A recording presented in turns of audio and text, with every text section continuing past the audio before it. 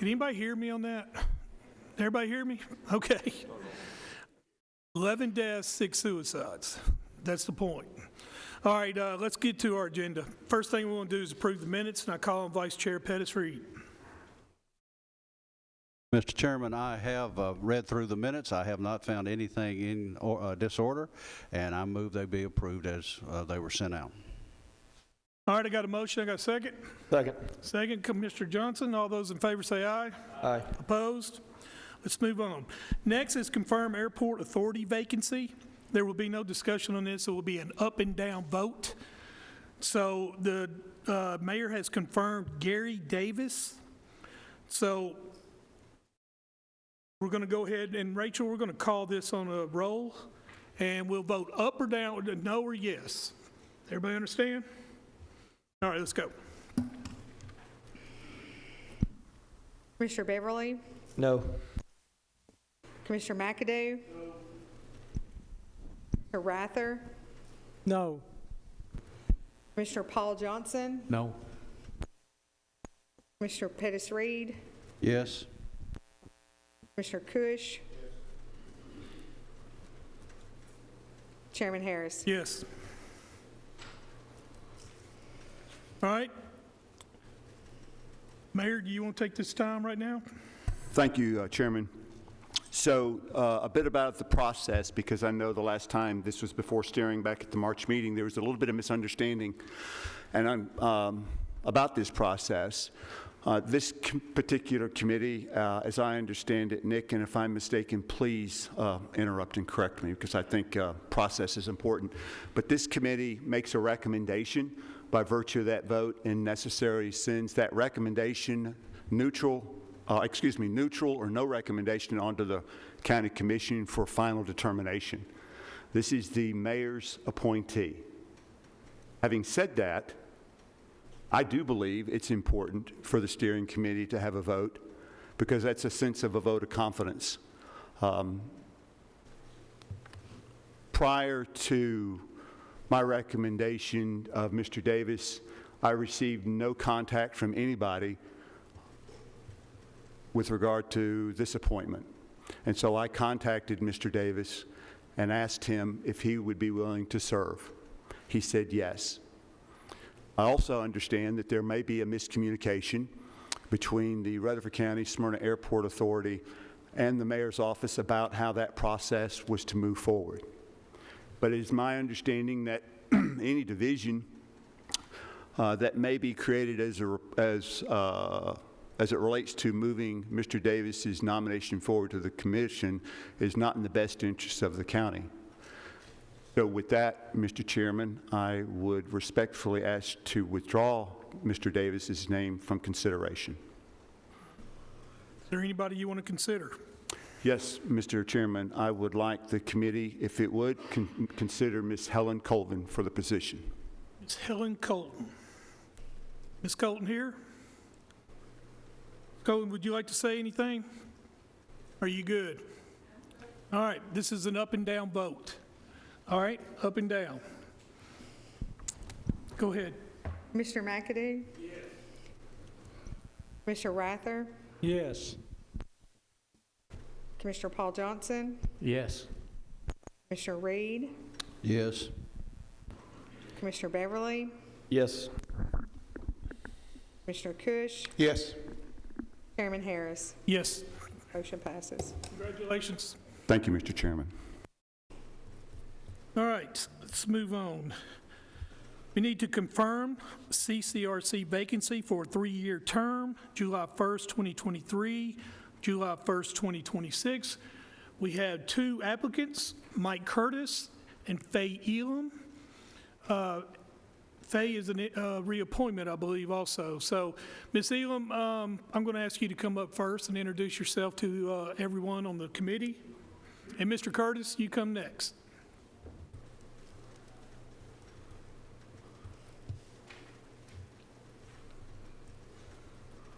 Good evening. I'm Faye Elam, and I'm here to ask for your vote to reappoint me to the Rutherford County Community Care Board. I have served on that board for 9 years, and most of those 9 years I've served on the Budget Committee. I have a great working relationship with the board, with the budget committee, and the staff. And we've made a lot of progress in the last few years, one of them being we just completed a renovation that we're blessed to get money, 50% of the money from the Christy Houston Foundation. And what our goal is to continue to make some of those renovations in the future and do everything we can to enhance the quality of life for those people that are residents there. As I said, it's been my pleasure to serve on the board. It's been very rewarding, and those are some of the reasons I would like to continue to serve on the board, because the board has some projects on the table now, and I would like to be a part of moving those projects forward. Thank you. Thank you. Mr. Curtis?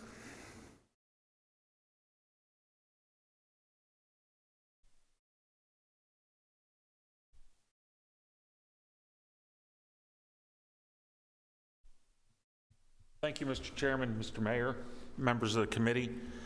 My name is Mike Curtis, and as you know, I have consistently been seeking a position on this board. And I would like to say at this time, with Ms. Elam being a critical component and integral to many critical decisions that are being made by this board, I would like you all to know that I am still interested in this position, but I am not interested in removing or trying to remove Ms. Elam from this position, and I hereby withdraw my request.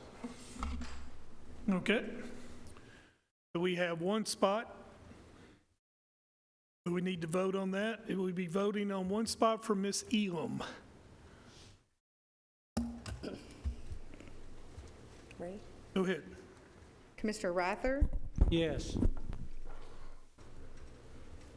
Commissioner Paul Johnson, Yes. Commissioner Reed, Yes. Commissioner Beverly, Yes. Commissioner McAdoo, Commissioner Cush, Yes. Chairman Harris. Yes. Congratulations, Ms. Elam. All right, let's move on. Next is to confirm BZA vacancy to fill retiring member seat, term to expire October of 2023. We have two applicants. One is James Hale. The other one is Larry Jernigan. Are they here?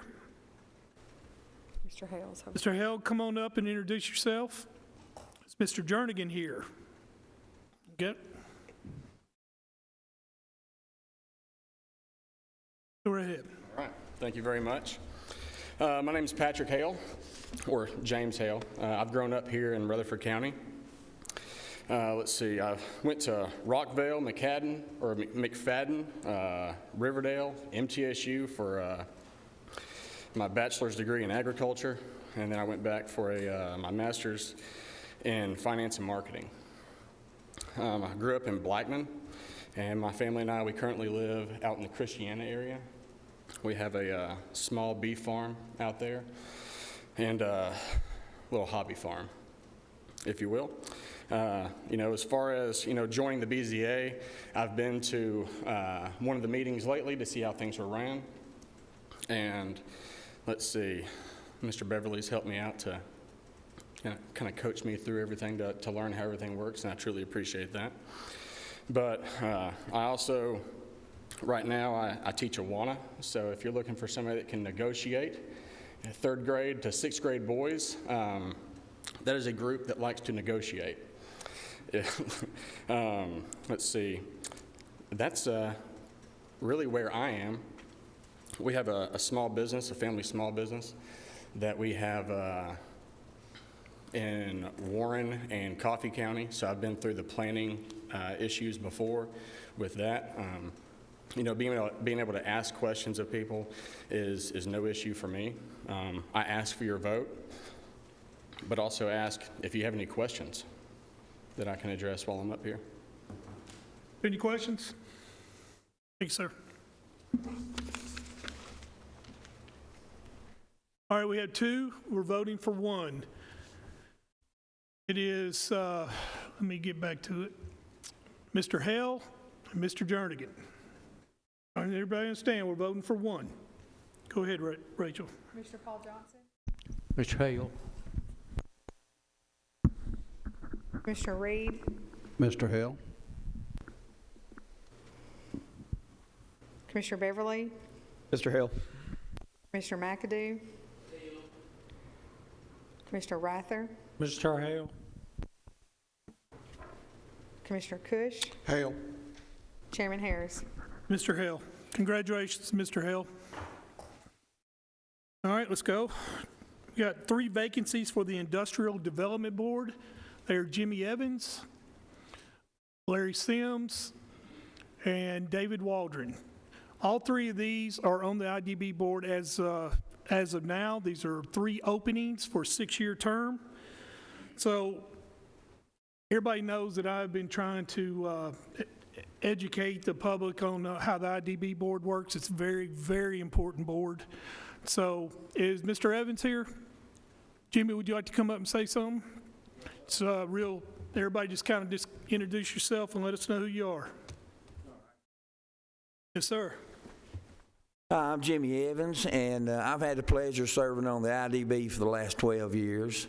The IDB, I can explain to you what we do and how we do it, but I'd like to have a minute to do it because there's a lot of components to it.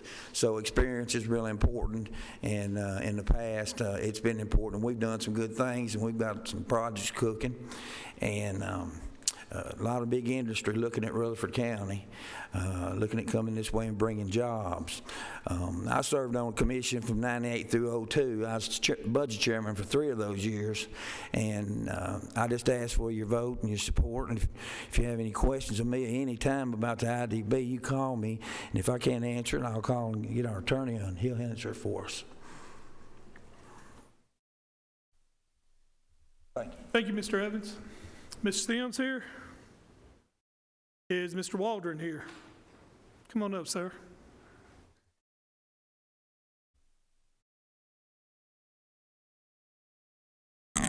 Thank you, Chairman. Thank you, Mayor. Yes, I'm David Waldron. I grew up in Laverne, graduated from Smyrna High School because there was no Laverne High School. And at the time I graduated, most of the young men and women that I graduated with had to leave the county because there weren't jobs. Not long after that, while I was in high schools, when Smyrna Seward Air Base closed, and when Firestone Bridgestone opened in Laverne, that was the first time that people who had graduated from Smyrna High School could find a job in the north end of the county. And I feel like we've done a good job bringing jobs to Rutherford County. We don't want to give away the farm. We try to make it a cost benefit to the whole county, and I have served on it for several terms and would look forward to serving again. All right, thank you. All right, these are 2 boards, so it's in.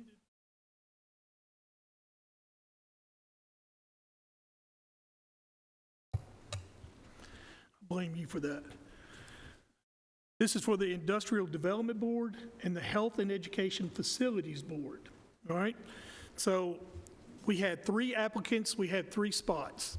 So they're all reappointments. I am going to ask for a yes or no vote unless anybody has a problem with that on all 3.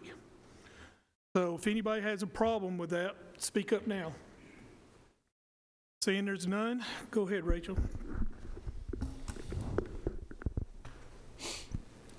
Commissioner Reed. Yes. Commissioner Beverly. Yes.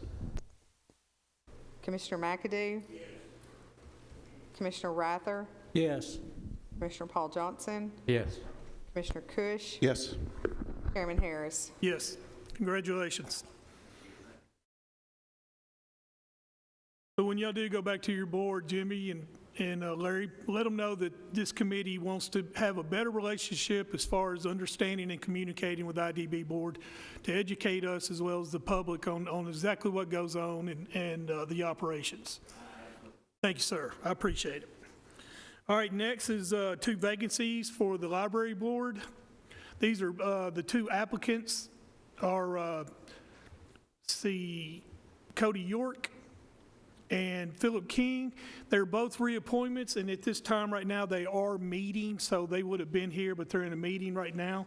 So we have 2 applicants, and we have 2 spots, and we're voting for both of those. So that's also will be a yes or no vote. Yes for the both of them, no for the against them. Commissioner Cush, Yes. Commissioner Beverly? Yes. Commissioner McAdoo? Commissioner Rather? Yes. Commissioner Paul Johnson? Yes. Commissioner Reed? Yes. Chairman Harris? Yes. Motion passes. All right.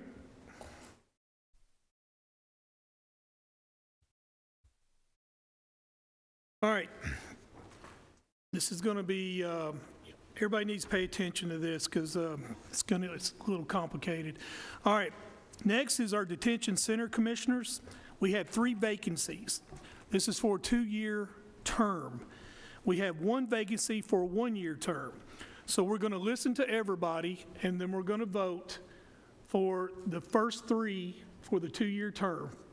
And then afterwards, who's left over, we will vote for a 1-year term. Does everybody understand that? Okay? So we have 7 applicants. We have 2 reappointments. So I'm going to try to do this in alphabetic order. So first is Ms. Collum. Is she here? Come on up, ma'am.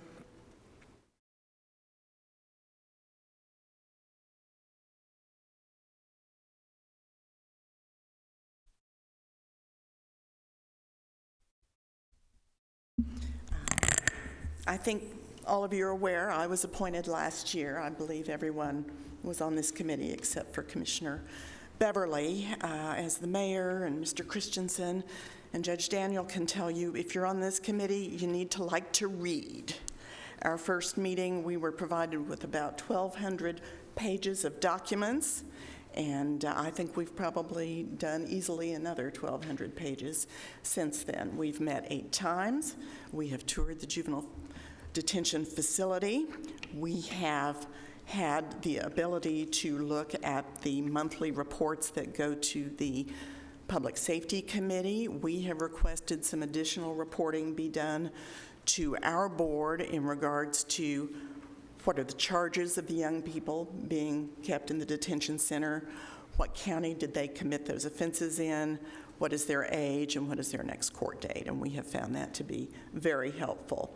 Additionally, we have looked over the memorandums of understanding that the Juvenile Detention Center has with the Rutherford County School Board and have recommended some changes to those documents.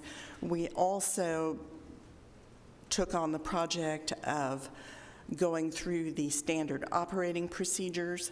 That's about a 185-page document. I think we worked through 3 or 4 drafts and finally approved that document. We will be doing some additional work on that. At the end of the summer, the Department of Children's Services is redoing some of their rules, and we will need to comply our document with that.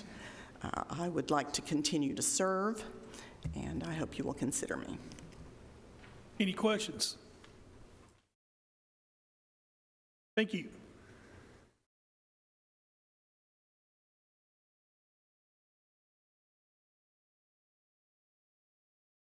William Cope.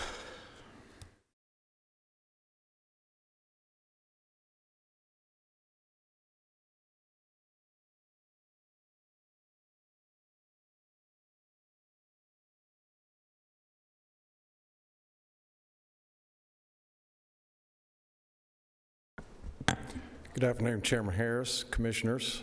My name is Bill Cope. I'm here tonight to express my interest in the board member position on the Juvenile Detention Board of Commissioners. I'm confident I have the qualifications and skills necessary for the position, and I'm eager to put my knowledge and experience to work for this agency.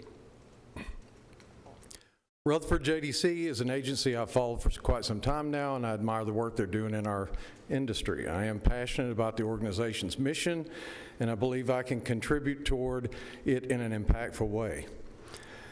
As director of a local correctional facility, I currently lead a team of professionals who have successfully developed and implemented innovative solutions for justice-involved individuals in our care.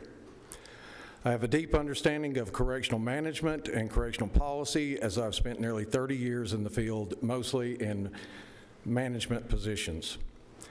My experience has taught me to be creative in order to solve complex problems. At my facility, I, along with my staff, have decreased recidivism drastically by developing innovative restorative opportunities and have become an example for facilities all over the nation. I also have experience managing budgets and have an eye for cutting costs without compromising quality. Thank you for your time and consideration. I'm looking forward to learning more details about the Juvenile Detention Board and how I can help contribute to this team. With a proven track record of success in rehabilitative measures and leadership, I'm confident I'm the right candidate. Thank you. Hold on. Is there any questions?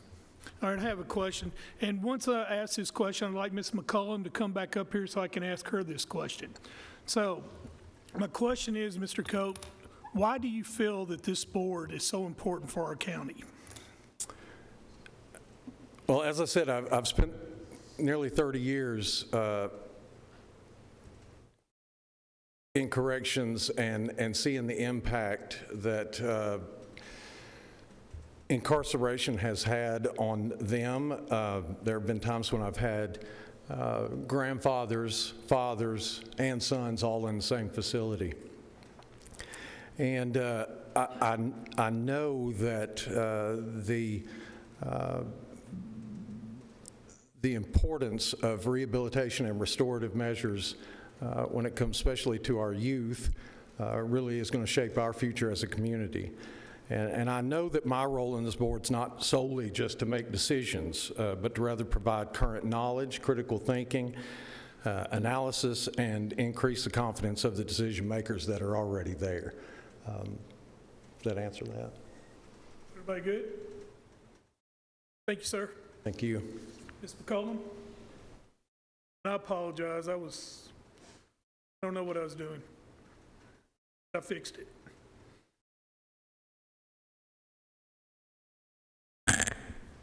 I think the board is important because the county commission formed it. You had to go to the legislature. You've gone, I guess, again this year to make some changes. Clearly, the need is seen by members of your board, and it's important for the public to know that the detention center has oversight and citizens that are giving it a look.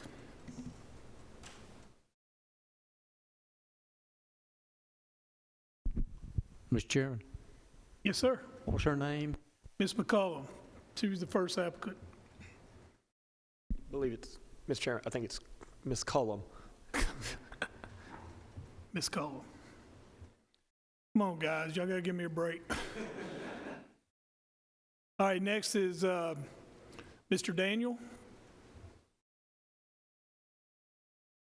I apologize, sir. Judge Daniel.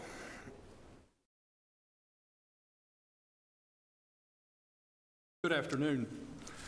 My name is J.S. Steve Daniel. I'm a retired circuit and senior judge in Tennessee, and I also served as a chief disciplinary counsel for all judges for a 3-year period.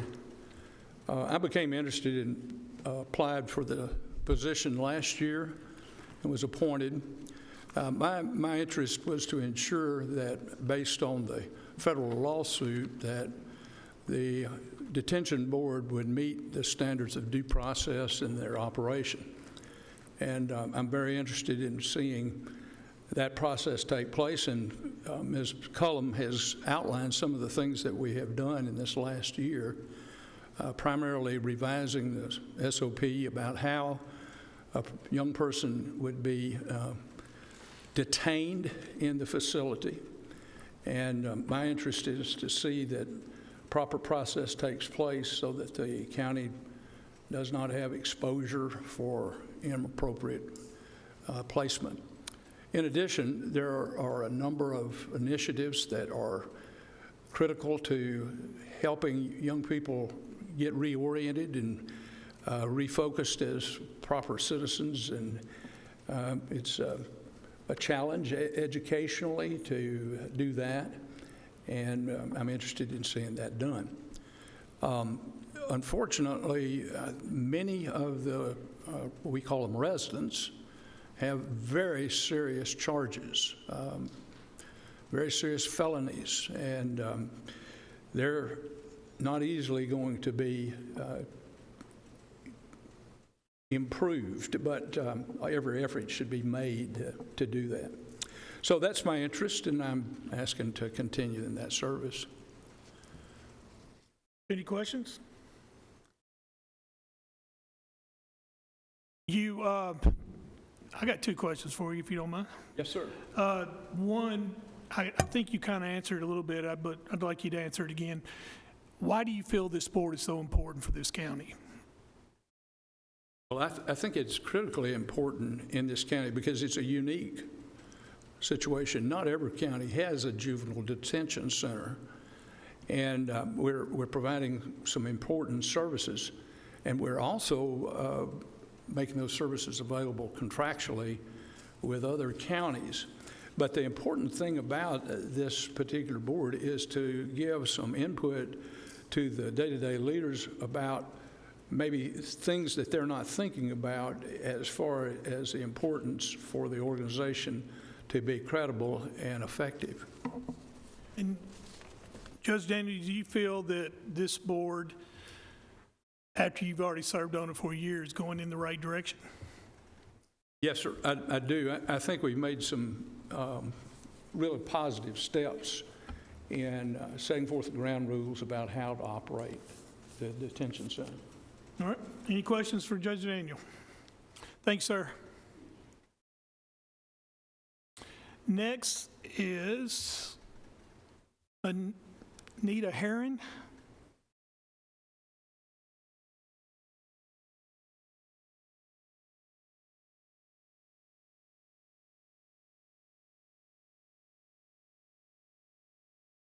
How are you, Ms. Herron? Chairman, Commissioners, first of all, I'm not going to summarize my resume because you've all had an opportunity to read it. But I wanted to just say, if selected for the Juvenile Detention Oversight Committee, you can be assured of the following. My understanding while serving on this committee is to support the process being done by promoting collaborative efforts, improving outcomes, developing strategies, and creating initiatives that are best practice, solution-focused, partnership building with local and state juvenile justice stakeholders that will promote system change. Creating and advancing juvenile justice reform efforts that will reverse the nationally adverse stigma currently placed on Rutherford County. Instituting checks and balances to the juvenile detention center and juvenile justice system as a whole. This would ultimately fabric a customer service approach and an ongoing accountability to our families and children that has never been in place. Finally, if selected, I would be an asset to the work of the committee to support resiliency, ensure access to comprehensive, holistic, and collaborative efforts that would promote systemic and societal change in the juvenile justice system here in Rutherford County. Thank you, and what are your questions? And I welcome your vote to this committee. Is there any questions? And I'm kind of getting caught up because y'all are making speeches and y'all are kind of answering my question, but I'll ask it again. Why do you feel that this board is so important for Rutherford County? Because I think it allows transparency. It hasn't been in place, and because of the stigma that has been placed from 2 decades that wasn't in place, I think it's important to make sure that checks and balances, transparency is accommodated for our youth. Because when we're thinking about aligning ourselves with what the governor has in place, right now I sit on the Resilient Tennessee Collaborative Children Commission, which is a governor appointment. He wants it to be across the board. So when we're looking at juvenile justice and when we're looking at foster care children and looking at what children and youth look like, it has to be a holistic approach. There's been a breakdown here in Rutherford County, and it hasn't never really been in place. So for 2 decades to allow this to take place and never had an accountability, I think we have to be intentional at this point. Because really what's really happening is that our juvenile justice system is not getting better, it's actually getting worse. And the dynamics of what children do, they're not even children, dynamics of what is taking place is even going across the board. So I think for me to be a part of this and to make sure that it's intentional, I would like to, because I'm passionate about making sure that we put in place the components and the dynamics that is needed to make sure that this board takes the place that it should be. Thank you. Any other questions? Thank you, ma'am.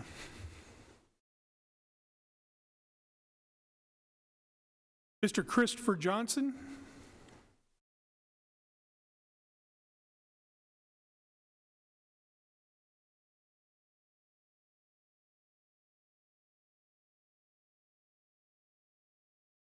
Thank you, Mr. Chairman. To the board members, my name is Chris Johnson, and I came here in 1999 on full athletic scholarship to play football at MTSU. I graduated, got married, raised my 3 beautiful children, still have some kids in Rutherford County school system. I've been pastoring here in Murfreesboro for the past 17 years, and so I've had experience dealing with families and young men and women and their parents. I'm also a school teacher. I teach at Laverne High School, and I coach track there. And I also recently, probably in the last 4 years, started a mentoring program called Man Maker Academy. And I believe many young men have been court-ordered to come to our program from Rutherford County Juvenile. And we've had some huge success seeing some young men transition through our program over those 8 weeks. We've taken to date 75 young men through our program. And what we've noticed is there's some skills missing. There's some empty spaces in these young men's, in their hearts. And so we've recently gotten a Man Maker Club into Rutherford County school systems, and so we're excited about that. I believe I can be an asset to this board and this committee because I believe I understand what these young people are missing in most cases, and getting that perspective and making sure we're doing preventative things to keep them out of the juvenile detention center, but then also when they are released, giving them the accurate mentoring they need to reacquaint themselves back with the community. So I would be honored and humbled to serve in this capacity. All right. Hello, Mr. Johnson. Tell us why you think that this board is so important for Rutherford County. I really believe this board is important because often we see a disconnect between community and government. And I really believe that this board is important because it really sheds light on some things that the community is asking for, or some of the things that the community needs for their children. And perhaps we can provide some strategy and measures to make those things happen. And as again I say, try to keep these young people from going into the juvenile detention center. And perhaps if we could have these things in place and maybe show our faces more often in the community so that they see us not only when they're in trouble, but hopefully we could bring a presence with this board and committee that connects the community with the government. Any questions? Thank you, sir. Thank you. Moses Corwin.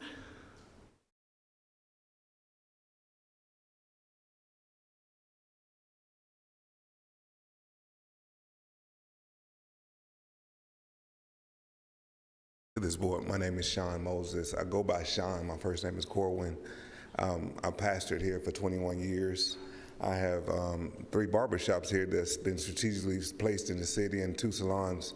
My wife and I, along with my wife and I, we've served the Patterson Community Center. We started a group called For Boys Only and For Girls Only, serving youth from 7 to 18. Also, I was asked to be a part of the Adult Detention Center by Lieutenant Gresham.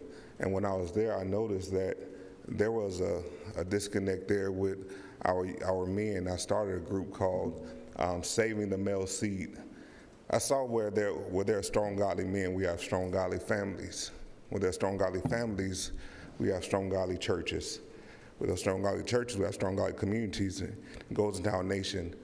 When I was there, I was asked also to be a part of the juvenile detention system they put in place because a lot of juveniles were coming in. And when I was there, I was speaking to the youth there, and I've always worked behind the scenes. This is my first time been asked to be a part of the forefront of being a part of this board. I've done things on the preventative measure place where I try to do things to try to keep our youth from getting in the system. And so I'm excited to be a part of this board. I believe that I have a piece to play in the puzzle of this board. I have a heart for our city. I have a heart for God.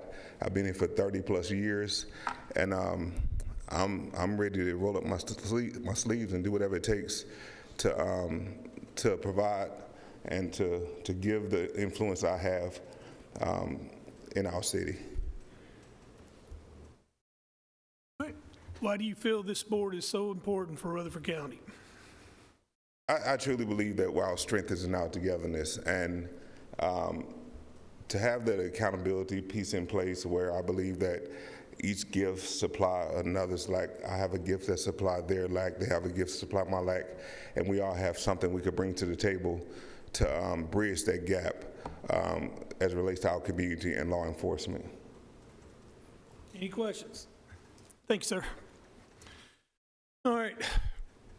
Everybody heard me ask everyone why this board is so important in Rutherford County. When I brought this to the steering committee to organize and to create this board, I did it because I wanted transparency and I wanted everybody to be accountable. Accountability in government is never bad. And that's one of the reasons that we've done this. Now, this steering committee wanted 2 more members.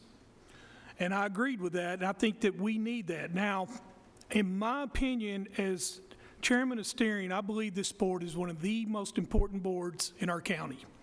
I believe that, and I still believe it. And I want the best people that we can get to come out and apply for this, and I think we did that. There were some very good applicants. I'm very impressed with every single one of you.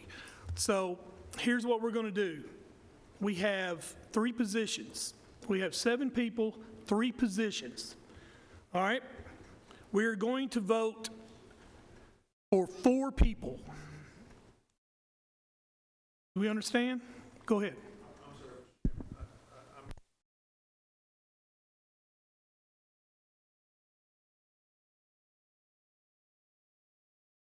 Yes. No, we have 7.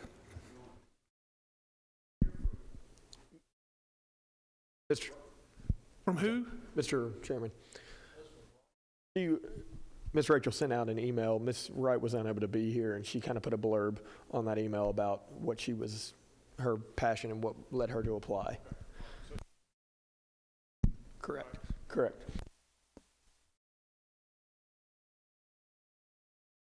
Yes, I believe we all got an email concerning her qualifications and all that. So it's not her fault she wasn't here.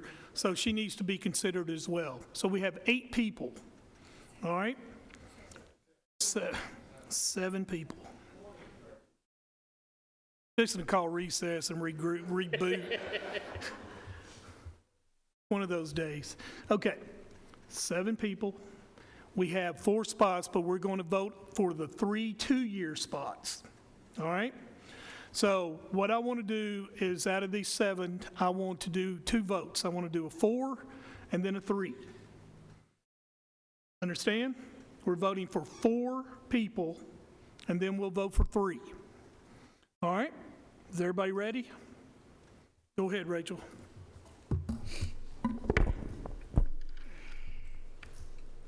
Commissioner Cush.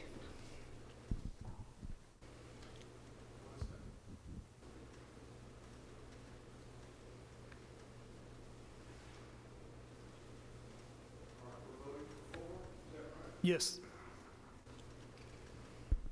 All right. Cullum, Cope, Daniel, Heron. Cope, Cullum, Daniel, Heron. Thank you. Commissioner Beverly. Cullum, Daniel, Cope, Johnson.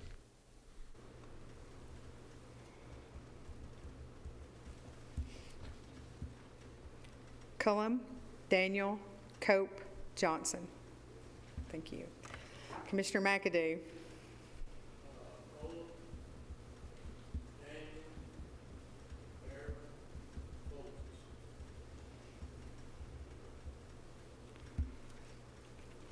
Cullum, Daniel, Heron, Moses.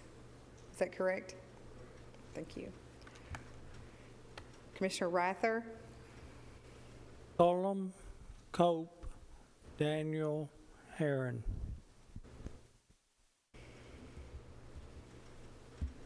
Cullum, Cope, Daniel, Heron.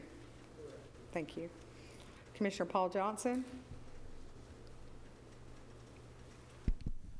Cope, Daniel, Heron, and Johnson.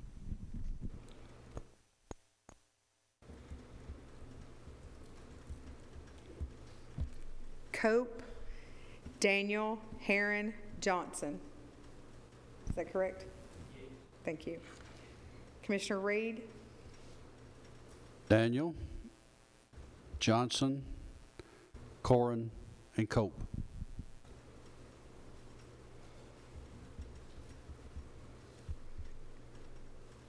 Daniel, Johnson, Cope, and what was your other choice? I'm sorry. Corrin.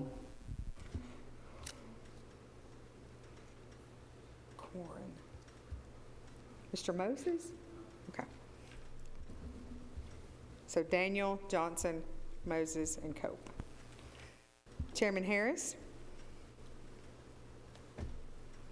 Daniel, Heron, Cope, and Column. Daniel, Heron, Cope, and Column.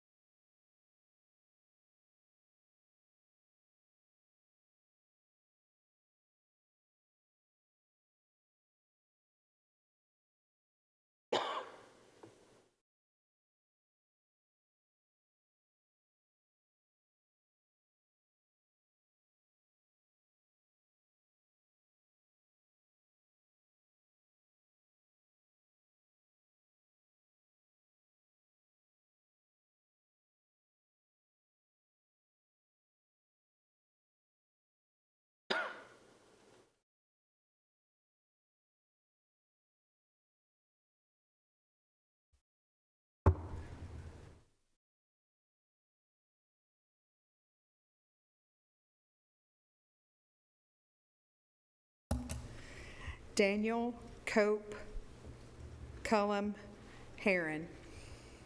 Those are your top four.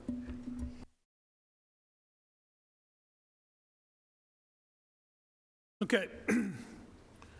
Colin, Cope, Daniel, Heron. We are voting for 3 of the 4. 3 of the 4 for 2-year term.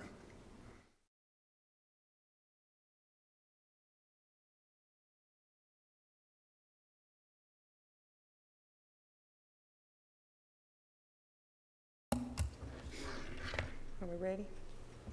You need another column. Cope, Daniel, Heron.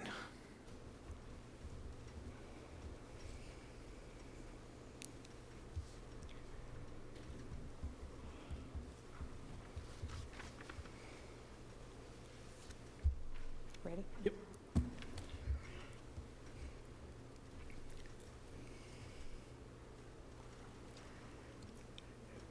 Commissioner Beverly, Daniel Cope, Column.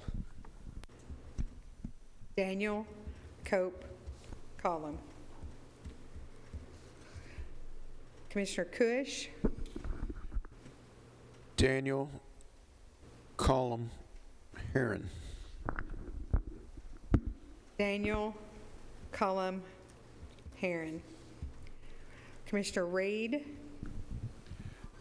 Daniel Cope Heron. Daniel Cope Heron. Commissioner McAdoo.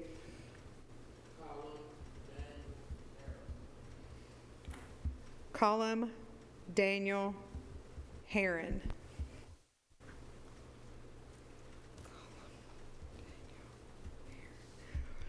Commissioner Rather.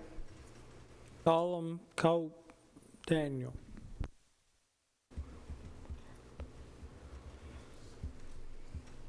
Cullum, Cope, Daniel. Commissioner Paul Johnson. Daniel, Cope, Heron. Daniel Cope Heron. Chairman Harris. Cope Daniel Heron. Cope Daniel Heron.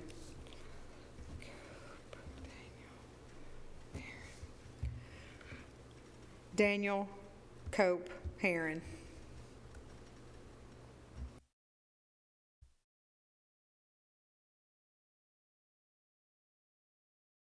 Okay. Mr. Daniel, Mr. Cope, and Ms. Heron, you have the recommendation of the steering committee for a 2-year term. You will be going through the full commission for a full vote. Now we're voting for one with Collum, Johnson, and Moses. What's the woman? And Wright. Okay, Miss Wright? Is it Mr. Moses, or is that your first name? Mr. Moses? Okay, we got Mr. Moses, Miss Wright, Miss Collum, and Mr. Johnson. We have 4. We're voting for 2. Yeah. We're voting for 2 people out of these 4. You want it again? All right, here we go. Collum, Wright, Johnson, Mr. Moses.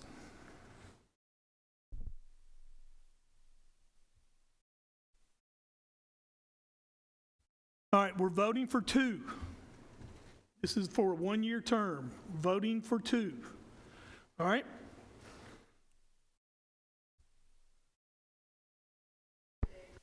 Commissioner McAdoo.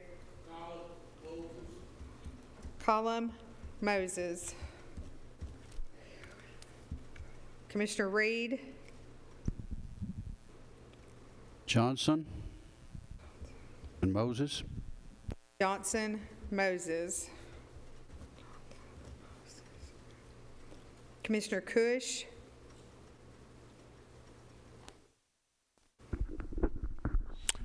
Column,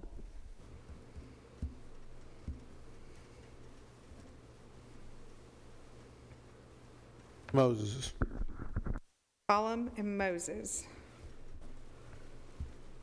Commissioner Beverly. Column, Johnson. Cullum, Johnson. Commissioner Rather. Column, Johnson. Cullum, Johnson. Commissioner Paul Johnson. Johnson and Cohen. Johnson and Cullum. Chairman Harris. Collum, Moses. Collum and Moses.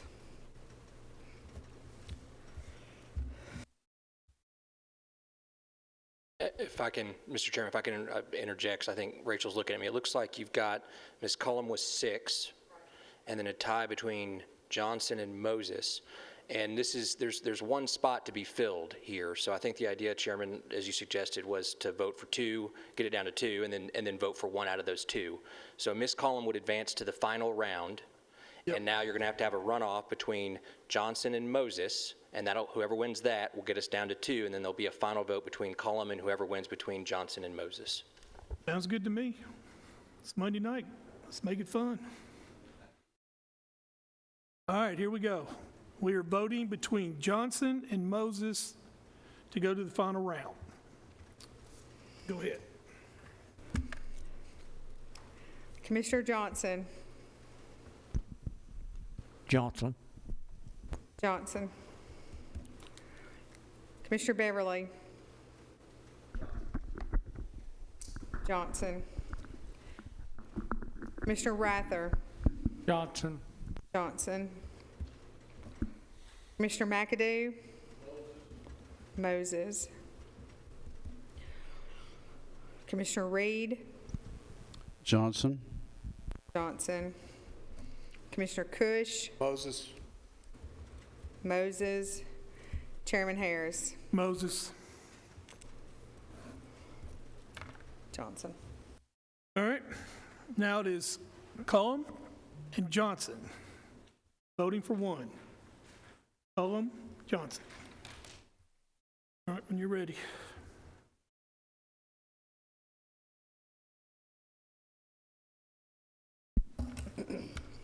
Commissioner Reed. Johnson. Johnson.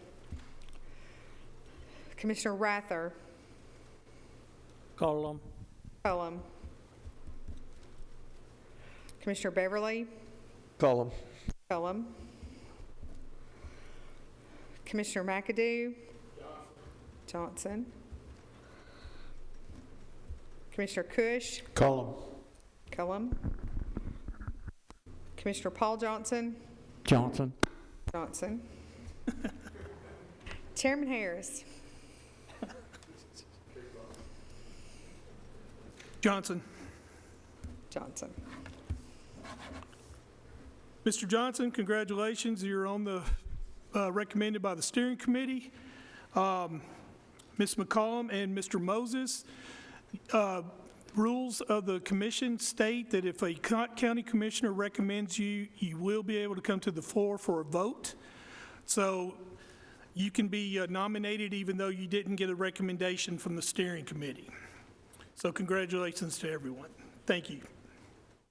Let's move on.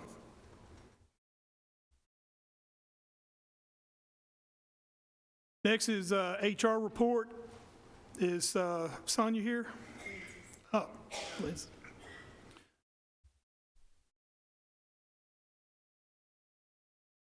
Lindsay. All right. Welcome. Thank you. Good evening. I am Lindsay Cooper, HR Assistant Director here in Sonia's absence. And we are going to go ahead and start with the snapshot. You guys should have that on the SharePoint. That's reporting all of our numbers from January through May. And you'll see the first line with ADA. We have 4 activities there. That's the interactive process employees have gone through. Personnel changes, we have 5 reports. That's for promotions, transfers, public student loan forgiveness forms completed for employees. The next one is audits. We have 2. We are currently auditing our inactive medical and personnel files. So our specialists are going through that process right now. Benefits, we have 10. EAP referrals, sick leave donations, Social Security and TCRS applications. We have community involvement, 6 different activities there. Those range from different committees and boards that we sit on as a team. The next one would be events. We actually don't have any to report for the month of May. We have 120 activities for leave. That includes extended sick leave. We have 89 active FMLAs, 21 employees currently on military leave. We have 3 people on OGI and then 4 on extended leaves. We have 7 with legal services. We have 18 with offboarding. That includes 8 exit interviews that have been done and 9 resignations for the county. For onboarding, we have 84 different events, 43 new hires, 50 salary evaluations, and for policy changes, we've had 2. Those are for job description revisions. We have 12 promotions and activities. These are different discounts or promotions that are happening in the community that we notify employees of, including Kentucky Kingdom, Nashville Shores, discounts with Planet Fitness, ticket discounts to Holiday World, Costco membership discounts, things of that nature. The next one is a really big number for recruitment, 1,158. There's 414 applications that have been received and referred. We've had 2 internships. We've had 20 job postings, declination letters, things that are really tie into the onboarding process. We have 506 reports and surveys. 32 of those are background checks. 337 of those are open records requests that our office has processed. 10 of those are unemployment. We submit to the state when applicants refuse positions. We send out to the state the new hire report to let them know of all the employees that have started with the county. The next one is the special projects. We have 76 ongoing projects. Some of those are from social media posts, recruitment outreach. That includes updates to our online processes. We do unemployment wage audits, assisting departments with specific recruitment efforts.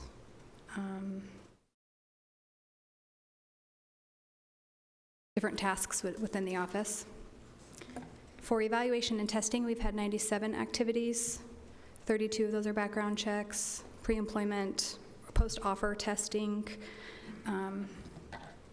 psychological evaluations, physicals, post-accidents, things of that nature. Next one is Title VI.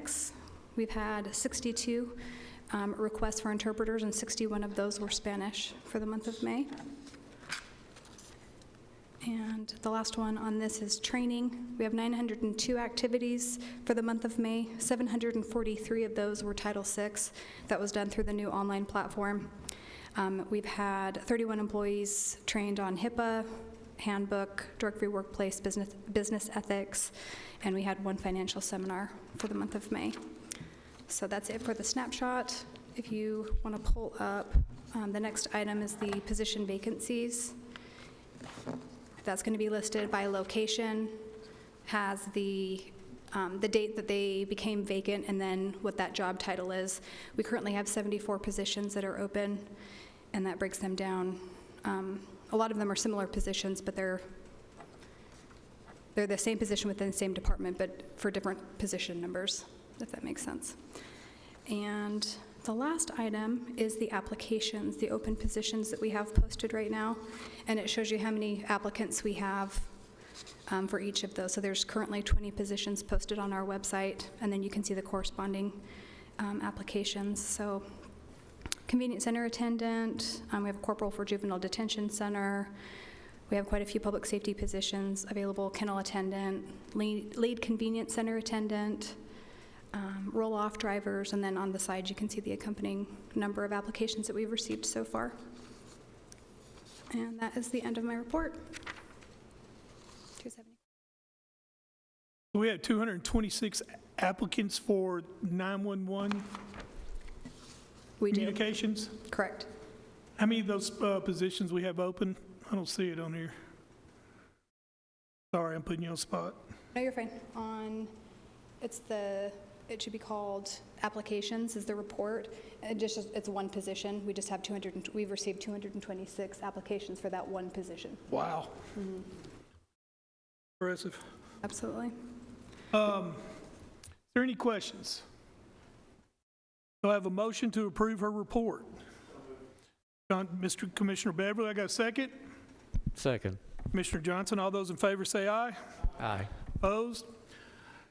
Thank you. Thank you. Wasn't too hard, was it? There you go.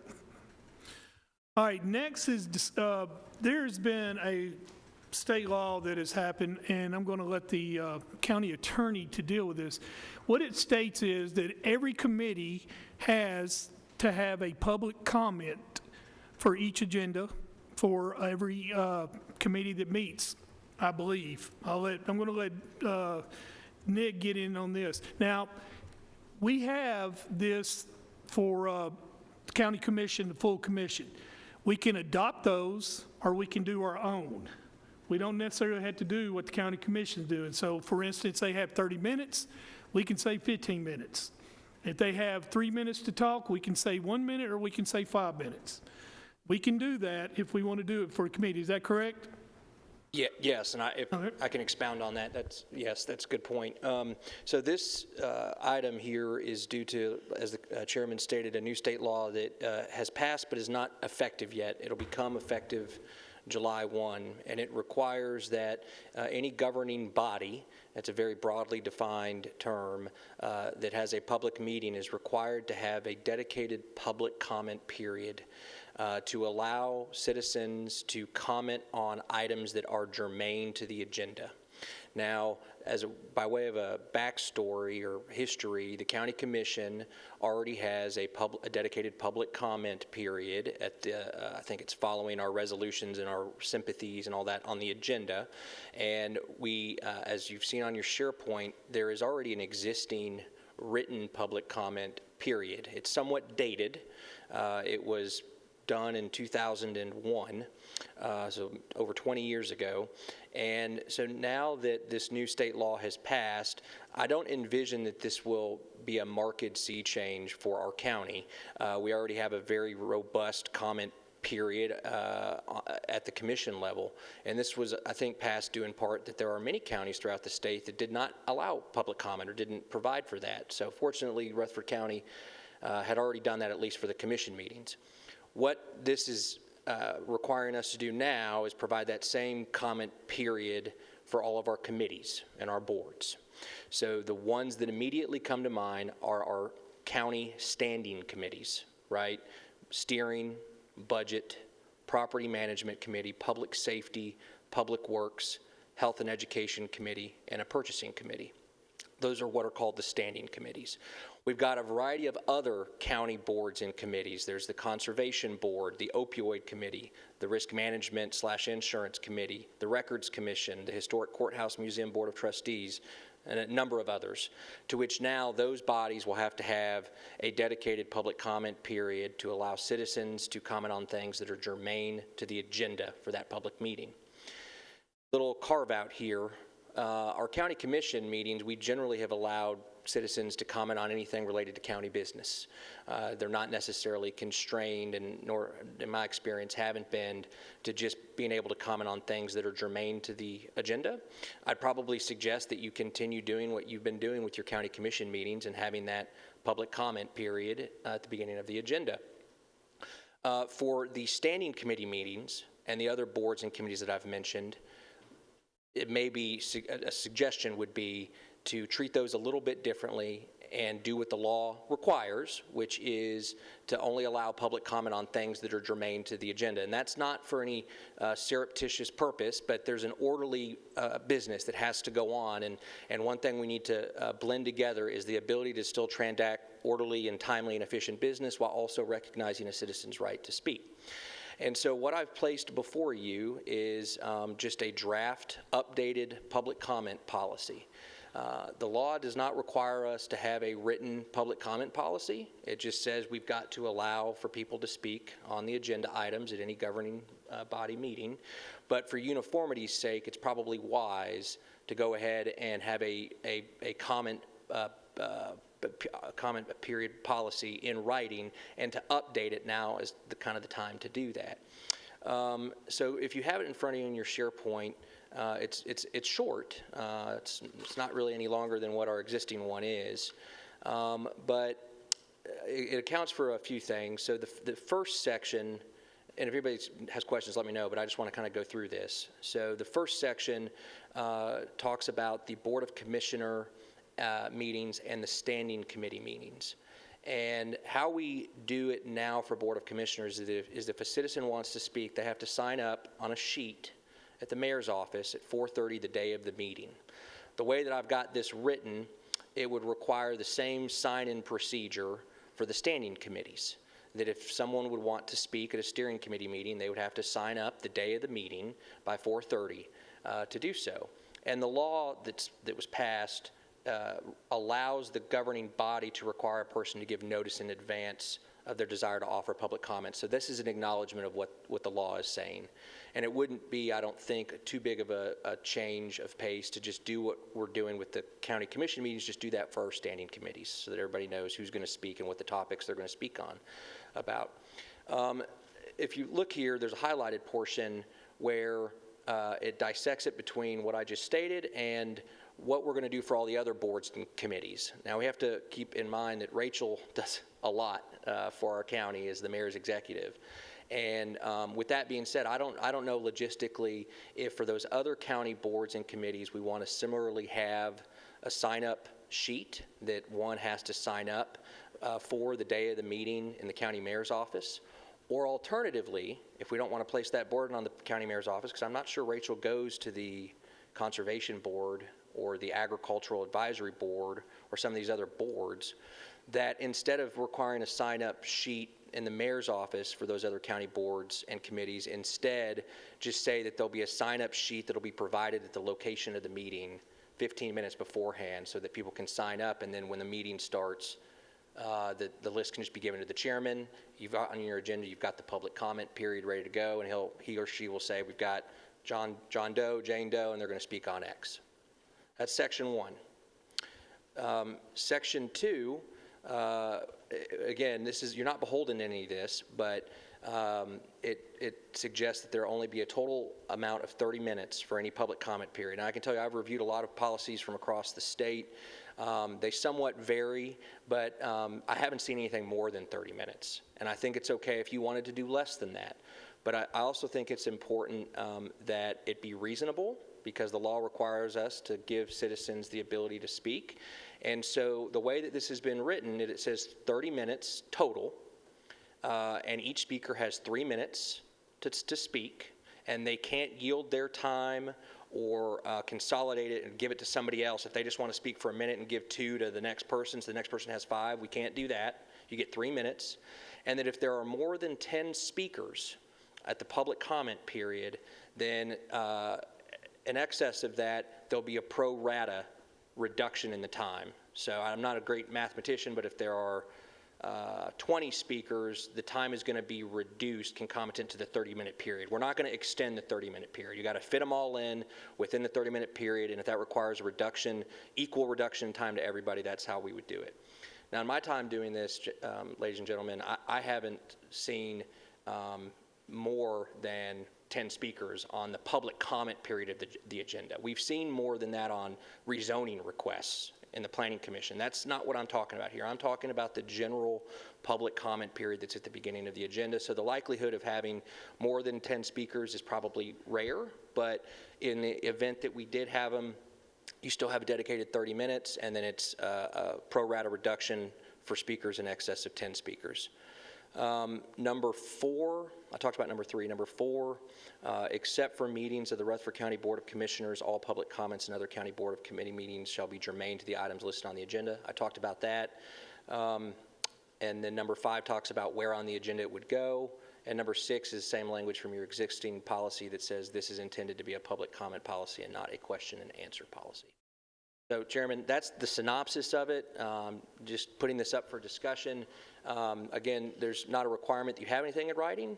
I'll tell you, though, as we get into this, it'll be good to have a uniform thing that's applicable to everybody so that everybody's kind of doing the same thing. That's not to say we can't do something different for each committee if that's what we don't want. That's totally acceptable. All right. Before we discuss, I'll give my comments on it. I don't like the 15-minute sign-in sheet. I like it to be like the county commission is right now, to go to Rachel before 4:30. I think we should keep it that way. That's just my opinion. as far as the 30 minutes, my question to you, Nick, is if it's some serious controversial matter, does the chairman have the right to extend that? Yeah, I think I didn't include that here, but it's certainly worth talking about. So we can add a provision in here that either gives the chairman the discretion to extend the time, or alternatively, you could say upon majority vote of the committee, that time could be extended. Because the idea is you want to provide fairness to everybody to have their say-so, but you also have to keep in mind we've got to get business done and transacted, so you don't want to be here till midnight if you can help it. But you also want to have the flexibility, like you suggested, if you've got 30 people in a room and you've consolidated down the time and there's just not enough, you could do that. You could extend it out by majority vote or chairman discretion. Okay. Is there any discussion on this? Commissioner Reed, then Commissioner Johnson.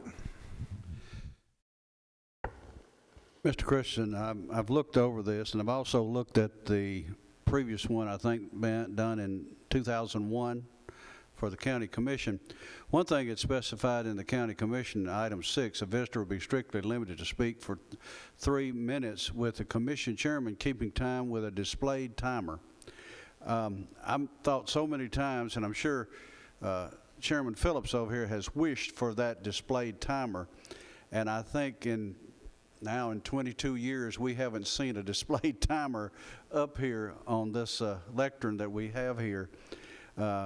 If we're going to start having this as a norm at every meeting within this room, possibly this should be an item that goes to Public Works at some time, that we start looking at a displayed timer within this room. I know on my cell phone right here, I have an app that has a timer due to our planning commission, because due to zoning we have to have public hearings, and those of us that have served on that committee, we can see that number increase tremendously, more than 10, and it has gone more than 30 minutes, quite a bit in there. But I think when we get into these committees and on certain things that we bring up, there's going to be the individuals wanting to speak in specific times. And I agree with Chairman Harris. I agree with you there. This thing of having a sheet to sign in back here 15 minutes prior to, my question would be is who's going to be collecting the sheet to bring up here to get it going? Because with us being on the cable television right here, we have to watch the clock to when we start and when we go, and the chairmen are not going to be the ones that's going to be trying to chase that sheet down, and our secretaries sure don't have the time to do that. So I can see problems there, and I think it'd be better that if they are done down there. And you're correct. I'm also chairman of the Ag Committee, and Rachel doesn't attend that meeting and do there, but I just don't see the necessity of that fact. I think that could be handled with those chairmen and what we do there. 30 minutes, I mean, that's a standard evidently that we've had in here and the way we go there and what we're doing. One question I had, since we're talking about committees, does this apply to BZA? Does it apply to planning? So the state law does. It applies to any governing body, but the policy that we're speaking about now, the way I've envisioned it, is that BZA and Planning Commission will have to deal with this issue separately and pass these separately, because they are different bodies than what the County Commission has purview over. So this is for County Commission, its standing committees, and the other ancillary boards and committees that I kind of listed off, Planning Commission and BZA being separate from that. But they're going to have to comply with this, yes. Okay, that's one thing I was wondering. And I also, I guess the meanness in me, did the state legislature, since every one of them voted to do this, did they vote it for themselves also? I cannot speak to what their public comment policy is, but they tend to immunize themselves as best they can in that regard. I just wonder, fair for the goose, fair for the gander. I just wonder what we have to do here. Because I've spent, I know, 2 subcommittee times in the last 7 months down there, and you don't get to speak unless you're spoken to. So I just wondered, Mr. Chairman. Mr. Johnson? Yes, I have 2 questions, Nick. Does this apply to the 2 elected boards, such as the road board and the school board? Does this apply to them too? It does, yes. Okay, let me ask you another question regarding the road board. Okay, I'm chairman of the road board this year. Okay, we always set aside for delegations. So would that meet the test?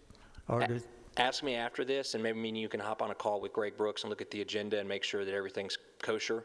I'm sure you're doing it right already, but if we need to tweak it to make sure it complies, we can do that. Thank you. Sure. Commissioner Kush? Let me give an example on how would this fall under play for steering in particular. We had 7 candidates for Juvenile Justice Board, right? Well, let's say we had an 8th, and that person signed up to speak, subject being juvenile justice. And so we granted them their 3 minutes, and they gave a 3-minute elevator speech on how great they would be to be appointed. So they got an additional time. If the steering chair said, okay, all 8 of you have 1 minute to talk, come up and talk, how do you not let that happen? My initial reaction is twofold.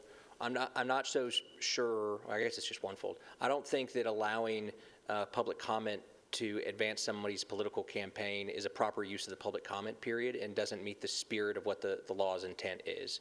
So I don't think it'd be fair and equitable to the other candidates to allow that person to propagate themselves in a public comment period, and probably they shouldn't be allowed to speak in that regard to advance their position in the race. That's probably how I would handle it. So in that case, if their topic that they wrote down was vague, once it became clear that it was a commercial for themselves, the chairman has the right to shut that down. I would think so, yes. Thank you, Mike. Same for you. It's yours, committee. Any questions? The only clarification I need, Mr. Chairman, we talked about the ability to extend the 30 minutes if justice so required, but we need to know if we want the language to read that it's simply at the chairman's discretion, or if we want it to instead read that it can be extended by majority vote of the governing body. I like majority vote. 30 minutes. Now, you might not necessarily need that, because if you've got 20 or 30 speakers, if you have 30 speakers, you're going to have to condense them all down to 1 minute, okay? That might be enough time. And a lot of this is fact specific, and you got to kind of evaluate it on your toes as you're going through it. The idea is to make it fair for everybody. So if it turns out you got a big old issue and 30 minutes ain't going to cover it and 1 minute's not enough, you might extend it out and give somebody 1:30 and extend out the time that way. And if you want to do that, maybe you just do it by majority vote is what I'm hearing. You're chairman too, Mike. What do you think? Okay, chairman? All right, so based on what the steering committee is discussed with their questions, is we want them to sign up in the mayor's office by 4:30 to be able to be heard. The majority will determine whether we go over 30 minutes. And everything else we seem to be agreed with as far as what the rules are as we speak now. Is there any questions on that? Do I have a motion? Mr. Chairman, I'll make a motion that we require the sign up by 4:30 in the mayor's office. We set a 30-minute time limit, and the committee by majority can vote to extend that. Okay, by majority? By majority, okay. Do I have a second? Second. Second, Commissioner Kush. Do I have to do a roll call? Do I have to do a roll call on this? Let's do a roll call.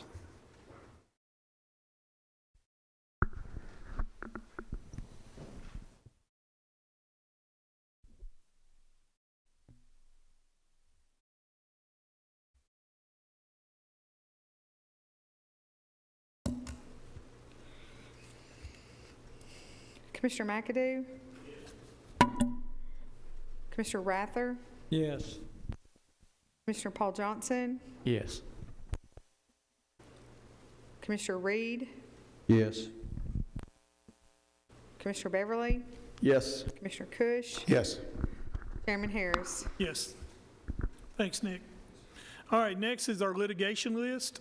It's on your iPads, cases that we are currently involved in. Does anybody have any questions concerning these? Mr. Chairman, before we leave the public comment period, could we get with, Rachel, could we get with maybe Cody York and see if he can put some type of a timer up on the screens?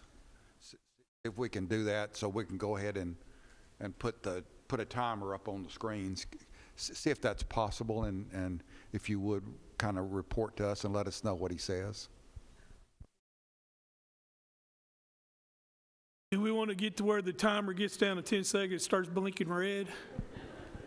I'm okay with that. Any questions on the litigation list? Chairman McAdoo.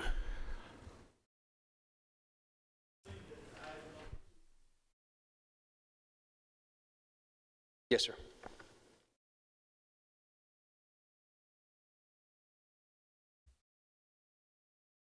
Microphone, Commissioner. Can you tell us the outcome of number 2, or is it top secret, or what? Well, the parties reached a resolution in mediation on the issue. Is there monetary value that went out with that one, or what? There is. I do not have that information in front of me, though. But you can share it, right? I'd be happy to do that for you. Yes, sir. Well, the others may not want to know, but I'll get together with you on that. Sure. Any other questions? All right. Seeing none, we're going to move to our last thing on the agenda is other business. Commissioner Hope Oliver had asked to address this committee. I am going to allow that. And Commissioner Oliver, would you like to come forward? Come on.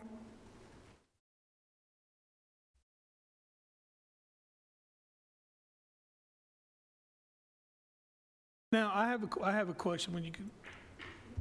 No, ma'am, up here.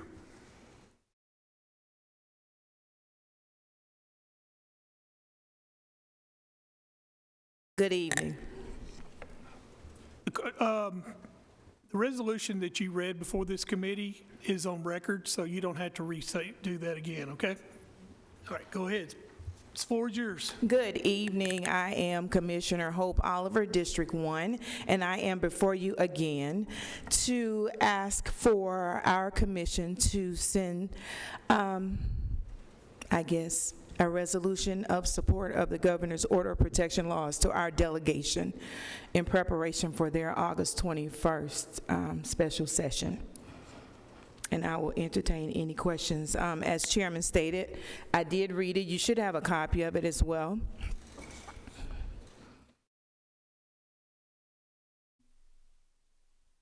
Yeah. Thank you, Chair. Commissioner Kush? Hope, just to give us an abbreviated description of what the red flag law pertains. Basically, it's giving persons, well, actually, it is the not to allow persons that may be of harm to themselves or others to be able to get firearms. That's basically the safety aspect of it, in addition to safe storage laws. And so it could be someone that is possibly mentally ill, or just someone that means harm to themselves or others. Excuse me, Mr. Chairman. Hope. Commissioner Oliver. Thank you. Did you say we should have a copy of this? You should. Mm-hmm. Yes, it's on there. I wonder where mine is. I don't feel yes, comfortable. I sent it. You what? I did send it to Miss Rachel. It's on your iPad under other business. Hey, my iPad had a heart attack. It's not even worked the whole time. All right. So I don't feel comfortable on voting on this until I look at it a little bit closer. Is there any other questions? Go ahead. Mr. Chairman. Commissioner Beverly. I'm reading this. I know you first presented this a couple months ago. I don't know, has Nick had a chance to look over this, or who wrote this? I and a colleague. Is it an attorney or? No. No, okay. Nick, have you had a chance to look over this? I have read it. It doesn't obligate, legally speaking, the county. There's no red flag laws that are being enacted by this resolution. This is typically what we see if the commission wants to voice as a total body its support for legislation that may or may not be advanced by the state legislature. So that's the effect of it if you were to vote for this. And I guess the reason why I ask about the attorney is, in my line of work, we do a lot with case law, and I'm worried that we are going to throw some support around something that's going to, if proposed by the state legislature, could conflict with case law and could lead Tennessee to be a case in case law. So I'm just a little concerned about us getting really far out when they're holding their special session in August, and the law could be amended by then. I mean, what is your interpretation of what is being proposed by Governor Lee? What have you read? Basically, when you talk about case law, that would be something that the delegation, the legislature would deal with that. That's not anything that we would deal with in our purview. We would just be voicing our support that they move forward in discussions and in support, possibly, of Governor Lee's request for the order of protection laws to protect our communities, especially our children, considering the violence, the gun violence that's been going on. I agree. I guess my concern is, I know they're going to discuss it. They don't have the sunshine law. They're already discussing it. I think that's why it wasn't called in June or July. It was called in August. So I'm just thinking they're going to discuss it. Unless we're taking a position encouraging them to discuss it, it's something that's already being done. Not necessarily, because some of them are trying to call for the session to be canceled. But they're having discussion on that, saying, I've heard your point, I don't want the session to be canceled, or they're not going to vote. I guess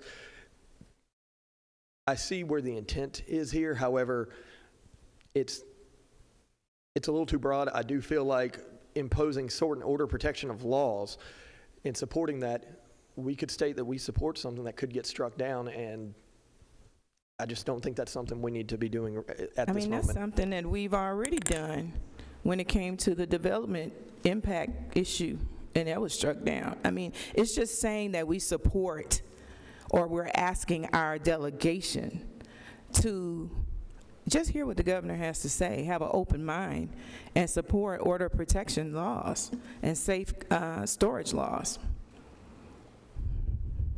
I understand your position. Those were my questions. And like I stated publicly before, I never thought I would ever agree with anything that Governor Lee had to say. But I do think that this is something that we need to consider. I mean, this body has considered boat safety and all other kinds of safety, so why not throw our support behind gun safety? This has nothing to do with anyone's Second Amendment rights. As I've stated before, my family owns guns, but we need to have some common sense gun safety laws. And I understand your position. Again, I just go back to order of protection. Believe anything Tennessee puts forward is going to be argued in a court of law, and it's just something, the law is, what is being proposed is not even set in stone. The amendment, everything like that hasn't gone through their committees, is not fully there, so. And I understand that. I mean, it's just like they just overturned the whole drag dressing laws. That was something they put forth, and it ended up being turned over. I mean, you know what I mean? So I can understand that. Yeah. I can appreciate things that go forth and get overturned or whatever the case may be. I just feel like, again, we should have some common sense gun safety laws. That's all I'm saying. I understand. And I just felt like, as this body, we do not develop policy, but we can influence policy. And I just felt like that's something that we could do. And I guess my last point I want to make is, Chairman Reed, it was before my time. Talk about the Second Amendment sanctuary that the commission passed and how, kind of what led to that, if you don't mind, please. In 2020, I thought it was 2019. Well, 2019 is when it all started, but we actually passed all of this. But I can tell you exactly, I've got a copy of that resolution when we did pass it. It was prior to our prior to the pandemic. It was resolved on the 13th day of February 2020. Okay. Is when it was actually done. That come about by several counties across the state were interested in doing the Second Amendment sanctuary, and Rutherford County became one of the first. There had been 3 or 4 over in East Tennessee. I brought to the Commission's attention that I wanted to bring a resolution forward similar to what you said you want to do. I brought this forward.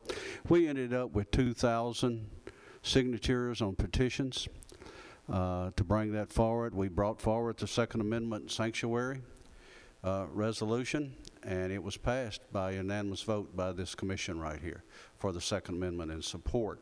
Now, within your amendment right here, I noticed, and I think our attorney said this on paragraph 4, it says, whereas order of protection laws, also known as red flag laws. That was one thing that this was important about, that they were trying to do away with red flag laws that they did not want at that time. It always has been a problem. It always has been a concern, the red flag laws.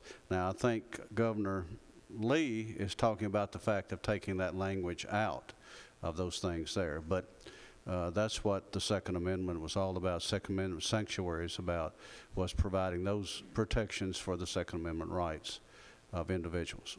Right, and I do understand that.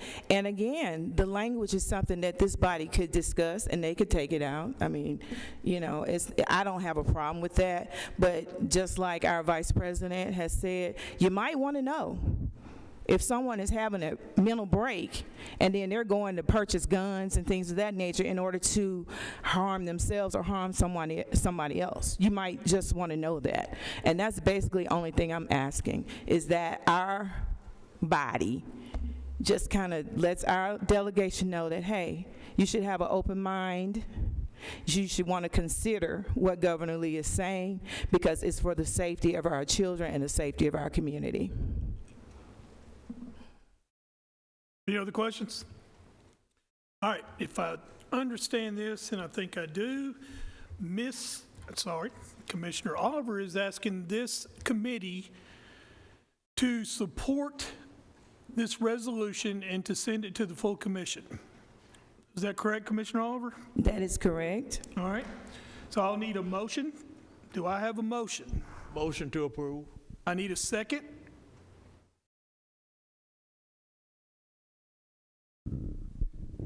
All right, motion fails. All right, thank you. Is there any other business? Seeing none, we're adjourned.